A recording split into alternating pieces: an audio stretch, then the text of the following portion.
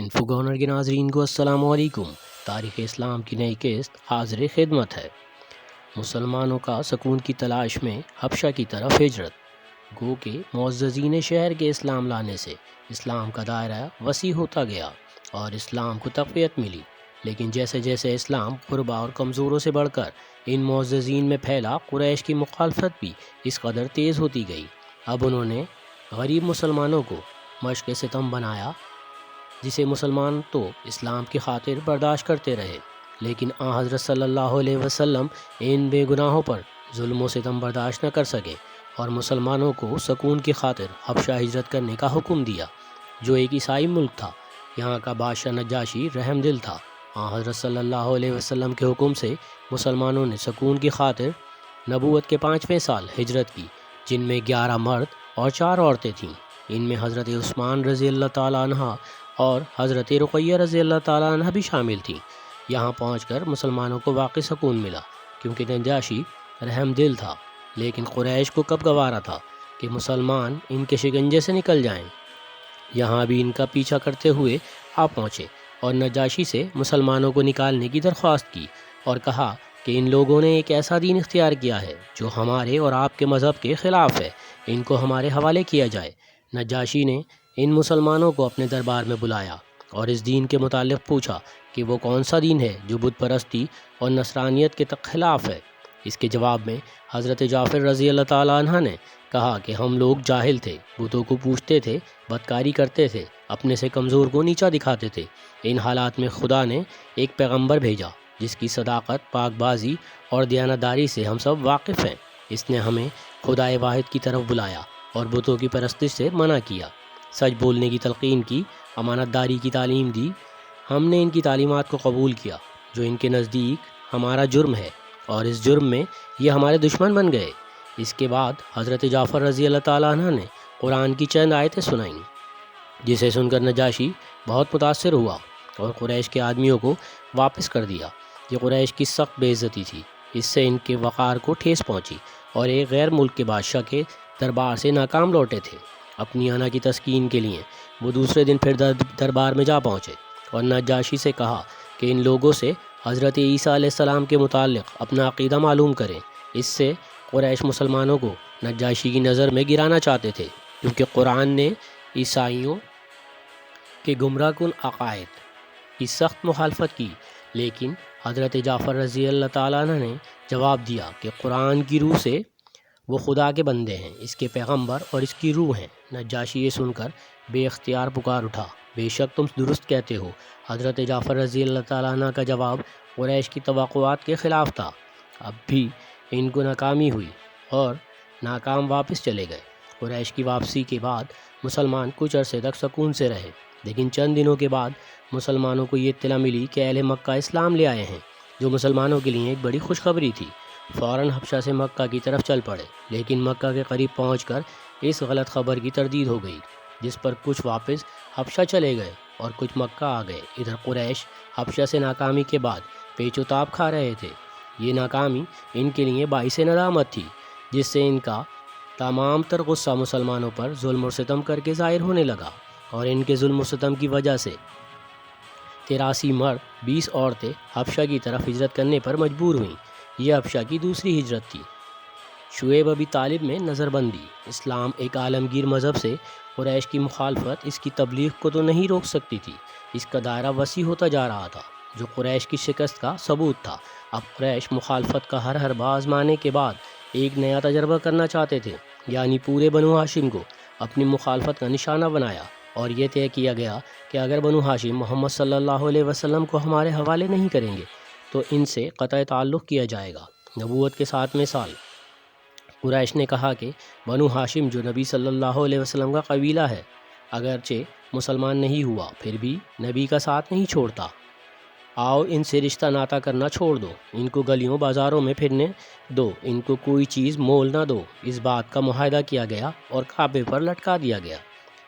بنو ہاشم کے لیے ایک کڑی آزمائش تھی۔ قریش سے تعلق منقطع ہو رہے تھے۔ اگر تعلقات قائم کرتے تو محمد صلی اللہ علیہ وسلم کو ان کے حوالے کرنا پڑتا، جس کے لیے بنو ہاشم کسی طرح تیار نہ تھے۔ اس لیے ابو طالب اپنے خاندان کو لے کر ایک جو ان کے نام سے ہی منسوب ہوئی، شعیب ابی طالب میں چلے گئے۔ 3 سال تک اس گھاٹی میں رہے۔ ہر قسم کے تعلقات منقطع ہو چکے تھے۔ حضرت صلی اللہ علیہ وسلم کے خاندان کو 3 سال تک تکلیفیں برداشت کرنی پڑیں۔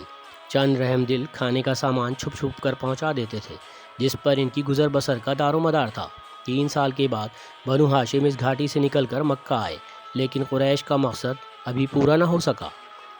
طائف کا سفر۔ قریش کی ستم ظریفیاں حضرت صلی اللہ علیہ وسلم اور مسلمانوں کی راہ میں بدستور حائل تھیں۔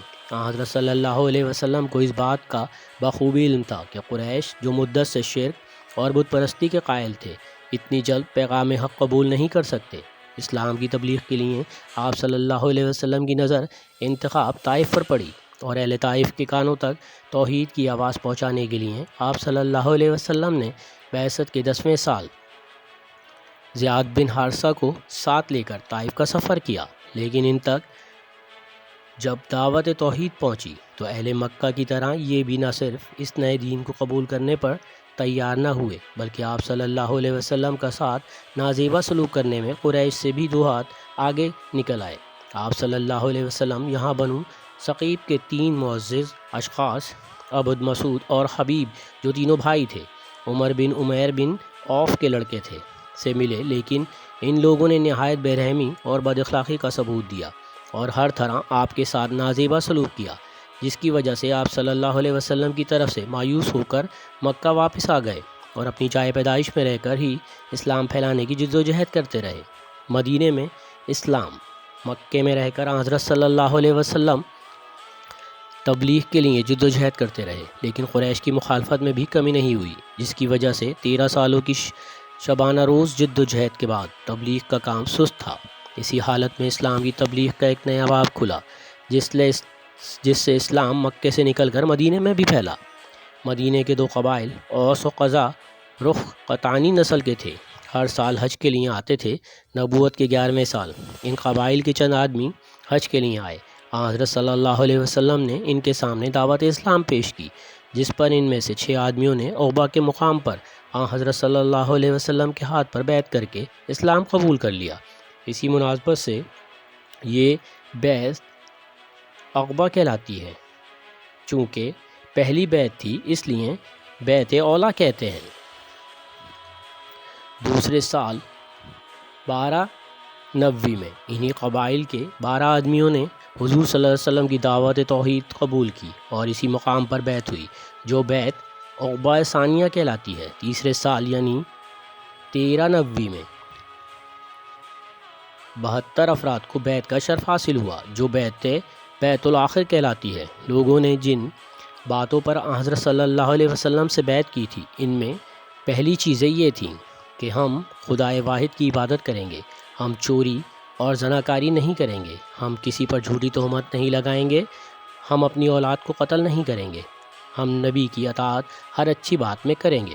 اسی طرح 3 سال تک اوس و خزرج کے افراد نے اسلام قبول کیا اور اسلام مکے سے نکل کر مدینے کے حدود میں داخل ہوا۔ اسلام کی تعلیمات سے اہل مدینہ کو روشناس کرانے کے لیے حضرت صلی اللہ علیہ وسلم نے مشہور صحابی مصعب بن عمیر کو ان کے ساتھ بھیجا۔ مصعب بن عمیر کو مدینے میں خاطر خواہ کامیابی ہوئی اور ان کی کوششوں سے مدینے میں اسلام نے کافی ترقی کی۔ چند دنوں کے بعد قبیلہ اوس کے سردار سعد بن معاذ اسلام لے آئے۔ ایک سردار کے ایمان لانے کا مطلب تھا کہ ان کے پورے قبیلے سے جلد اسلام قبول کرنے کی توقع تھی۔ اس طرح مسلمانوں کی تعداد میں دن بدن اضافہ ہوتا رہا اور مدینے میں مسلمانوں کی ایک بڑی جماعت پیدا ہو گئی، جو اسلام کے سچے شہدائی تھے اور اب اس بات کے خواہش مند تھے کہ حضور کریم صلی اللہ علیہ وسلم کو مدینے میں بلا کر قربت حاصل کریں اور مسلمانوں کو قریش کے ظلم و ستم سے نجات دلائیں۔ اپنی اس خواہش کا اظہار اہل مدینہ نے حضور صلی اللہ علیہ وسلم سے کیا اور مدینہ آنے کی پرزور دعوت دی۔ تو ناظرین، کیسے لگی یہ میری ویڈیو؟ اگر اچھی لگی تو لائک کریں، سبسکرائب کریں اور دوسرے گروپ میں شیئر کریں۔ اللہ حافظ۔